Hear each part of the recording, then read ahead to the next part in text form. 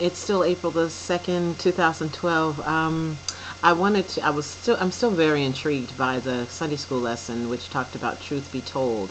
And one of the things that I guess actually really amazed me was Pilate, the last scripture verse of the Sunday school lesson, where Pilate looked at him and asked the question, what is truth?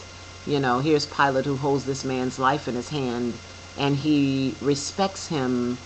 He sees something in him enough to ask the question that he would otherwise ask a philosopher of the day, a Socrates of the day, perhaps.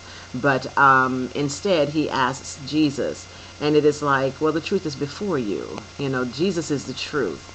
He is the way, the truth, and the light. No man comes to the Father but by him, is what he says.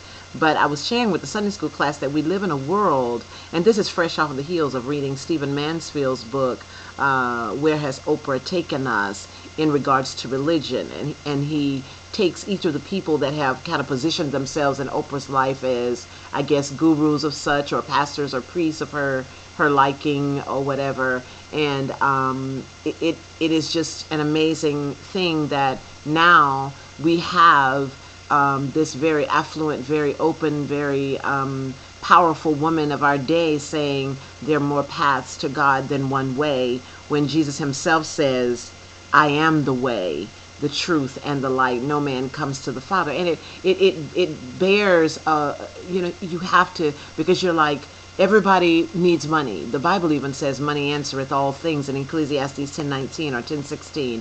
And then, it answers all things, but then it also gives a guard on it. The love of money is the root of all evil.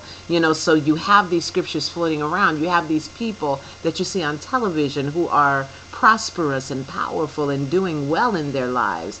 And if you're a person like me, struggling and trying to make it, you buy into that. You're like, okay, so if I take a little bit of this, a little bit of that, a little bit of Baptist, a little bit of Hindu, a little bit of Buddhism, a little bit of Taoism, some Judaism, and don't let me forget God, bring Christianity in there. If I mix it all up and shake it up, then when I pull it out, I should have, if I quote the things right, and if I do this right, I should have the life that Oprah's got, or at least, if not all of that money, I should be coming into it pretty good, because it took her 25 years to get it. So I'm just starting, but at least now, you want that. The mentality of who you are wants that.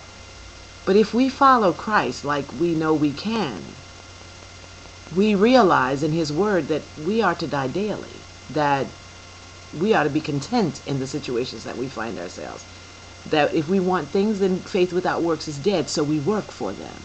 And yes, with God's favor, with God's timing, they all come to pass, because I honestly believe that the wealth that anybody, even Oprah, experiences, I believe that it is because when they were innocent, before all these New Age and all this other stuff came about, they knew in their hearts what their calling was, and they proceeded to walk down that path. And because that seed was planted and it began to grow, it doesn't surprise God that his will is being done. I think what surprises God is that now that he has kept his part of the promise, people are beginning to seek other ways to say thank you, and to find other gods to say thank you to. That's where I think we make our error, because in doing so, we bring other people to think like we think, move like we move. And the Bible tells us that we are to be imitators of God. Nothing else. So if we're imitating something else, because it made me think, it's like, Lord, I'm guilty of a lot of these things. I'm guilty of certain, quoting certain things and saying and believing certain things.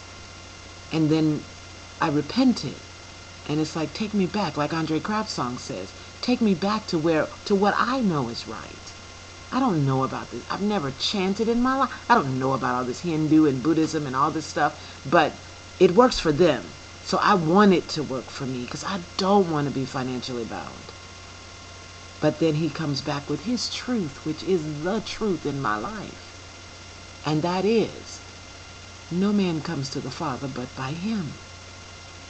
And if you believe God, you know that he's Jehovah Jireh. You know that he's Jehovah Rapha. You know that he's Jehovah Nisi. You know that he is a jealous God. Jealous in the sense of he does not want any other God getting our attention. He wants it all.